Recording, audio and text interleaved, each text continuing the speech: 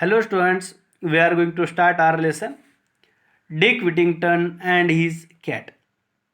Now we'll start the lesson.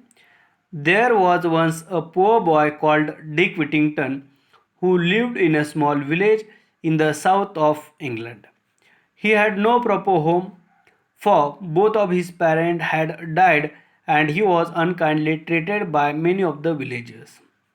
One day, Dick overheard someone say that the streets of London were paved with gold, and he decided that he would go there at once and pick his fortune up in gold pieces from the streets. For he thought people might treat him more kindly if he were rich. So, this is the story of Dick Whittington. So, there is one village in the south of England, and Dick Whittington was very poor boy. He was living in that same village. Then he had no proper home because his both of the parents were died. It means mother and father both were died. Due to that he didn't have proper home also. But the people from the same village, they were not treating him properly. Those people, they were simply insulting him, they were treating him very unkindly, all the people from the same village. But one day, what happened? Dick overheard someone say that streets of London were paved with gold, and he decided that he would go there at once and pick his fortune up in gold pieces from the streets. So, as somebody said from there, like streets of London paved with gold, then he decided that he would go there at once. As suppose I am poor, that's why only these people they must be treating me unkindly. He thought like this. Then he thought, if instead of poor I would have been a rich person, so these people they wouldn't have treated me unkindly. Definitely people will respect me if I will have money and I will be the rich person. So he thought in this way, and now he decided to go to the London once to pick his fortune up from there in gold pieces. Then, for he thought people might treat him more kindly if he were rich. So he thought, he made his mind, if I would have been a rich person, so then definitely people they would have treated me nicely. Then, due to that only, now he has decided to go to the London because he thought people may treat me kindly if I were rich one. See, generally we use he was, but here for the imagination or for the conditional sentences, somewhat we are using here he were rich. Then, so young Dick set out to walk to London. He had not gone far when a man in a cart stopped and asked him if he was running away from home. I have no home, Dick answered. I am on my way to London to find my fortune. I am going to London myself, said the carter. Jump up here beside me and we will journey together. Then, so as he had decided to go to the London, so due to that only now he started his journey. Set out, it means what? To start the journey. So Dick Whittington started his journey to the London. Then he had not gone so much far. At that time only there was one man. He was in his cart. So he stopped Dick Whittington and then he asked him, are you running away from your home? Okay. Then he said, no, I have no home. Dick answered in this way, and then again he replied him, I am on my way to London to find my fortune. He said, I am not running away from my home. Actually, I have no home, and just I am just on my way to London to find my fortune. In that way, now he just replied to that carter. Then I am going to London myself, said the carter. Carter said him, okay, he was also going to the London only. Then, what did he reply? Jump up here beside me. We will journey together. Then he said, okay, I am also going to the London only. You can just do one thing, you just jump up here beside me and we will journey together.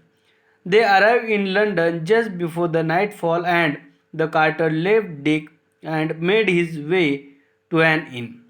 Poor Dick stood alone and looked around him in dismay. Where was all that fine gold? All he could see were dirty streets and lots of unfriendly people. He had nowhere to sleep, and in the end, he spent the night in the corner of an alley where he hoped he would come to no harm. Then, as he reached there to the London before just the nightfall, so Carter left Dick there at the same place, and then he just made his way to an inn. Inn, it means what? The kind of place where people they live. They just pay the money and these people they just live. That's known as a inn. So he just left Dick Whittington there, and then now he had gone to the one of the inns. Then poor Dick, he stood alone and looked around him in dismay. Dismay, it means what? Great disappointment.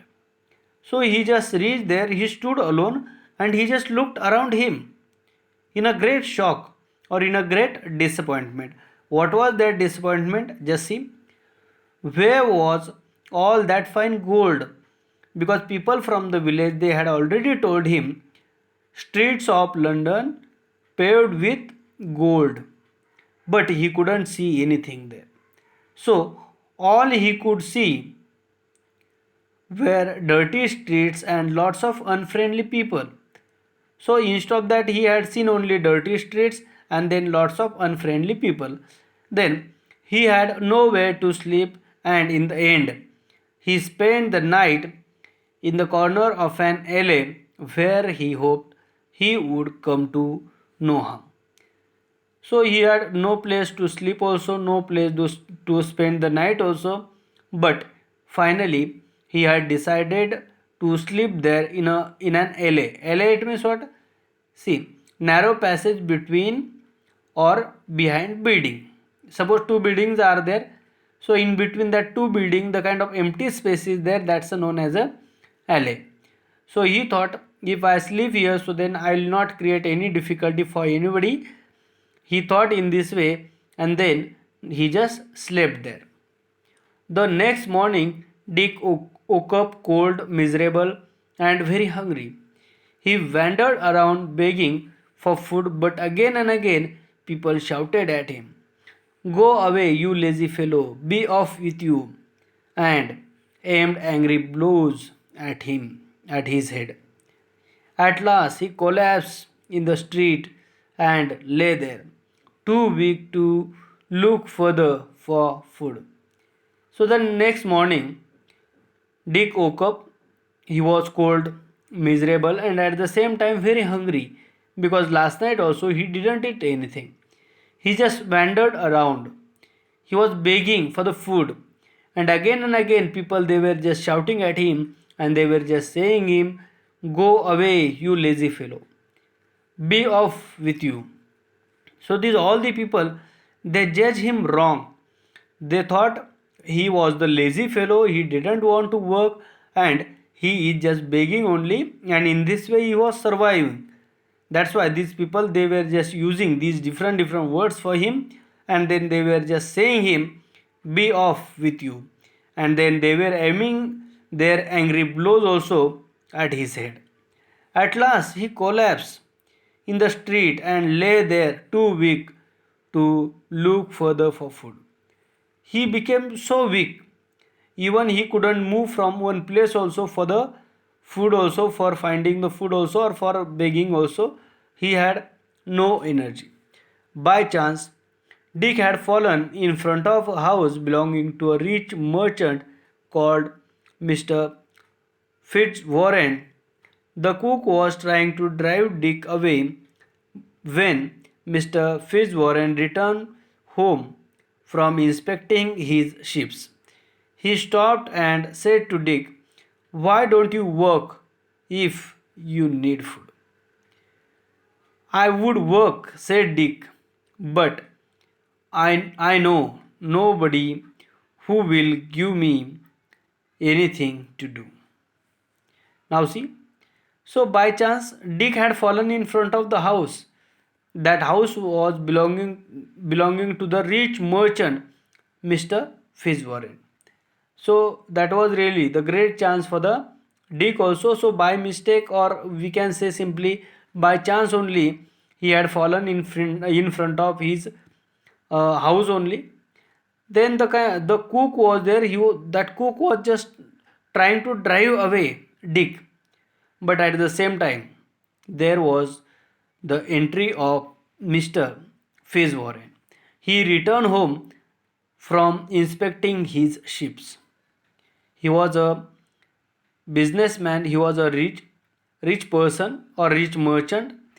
So he was inspecting his ships, and then he was coming to the home, and at that time only he had seen Dick had fallen there, and then at the same time cook was just driving him out. Then he stopped and said to Dick, he stopped there for some time, and he said to the Dick, why don't you work if you need food? If you need food, so you must work. In that way he said.